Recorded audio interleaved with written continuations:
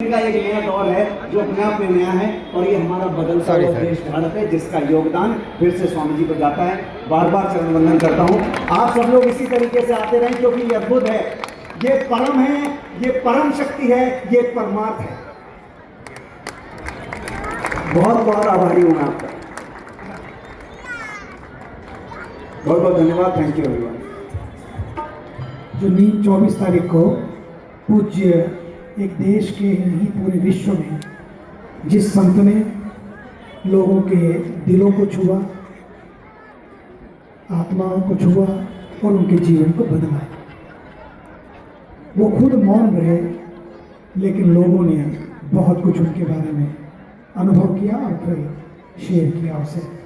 ऐसे हमारे पूज्य नीम करोली बाबा जी, उनकी फिल्म 24 तारीख को रिलीज़ हो रही है और बड़ी मेहनत की है आप और आपकी टीम ने।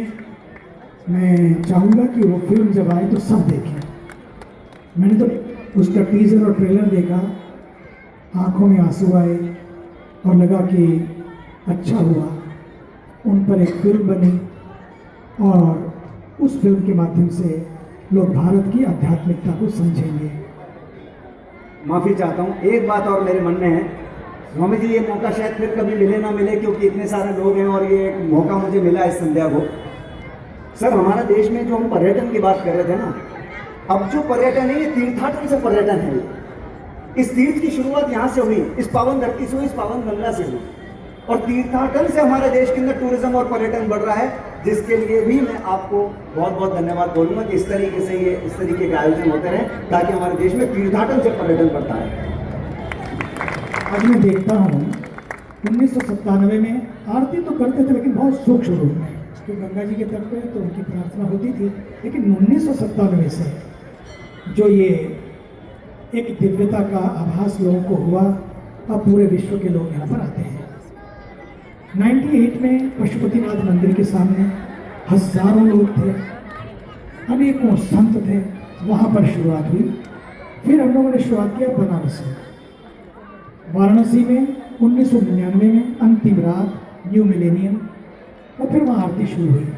देश के प्रख्यात संगीतकार रविंद्र जैन जी, श्री अनूप जलोटा जी, श्रीमती अनुराधा पौडवाल जी और अनेकों संत, समय की मर्यादा लोग वहाँ पर थे। लगभग 1 लाख लोग जुड़े, रात भर दीपक जले, प्रातःकाल अर्घ्य दिया और गंगा जी की आरती शुरू हुई।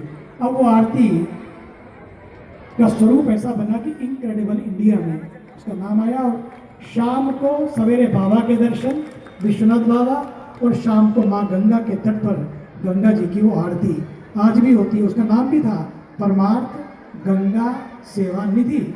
5 साल के बाद जब लगा कि अब इतनी भीड़ आने लगी है, लोग आने लगे हैं, तब मैंने लोकल लोगों को कहा, एक बड़े प्यारे पंडित जी थे सत्येंद्र मिश्रा जी, उनको मैंने कहा अब आप इसको आगे बढ़ाओ और परमार्थ जो लिखा है, परमार्थ गंगा सेवा निधि, परमार्थ का ये प्रीफिक्स जो हटाओ, अब गंगा सेवा ही सबसे बड़ी निधि है, इस नाम से आप इसको आरती को आगे बढ़ाओ। और आज वो आरती कोई भी जाता है वहीं टिकता है, वहीं उनका मन रुकता है।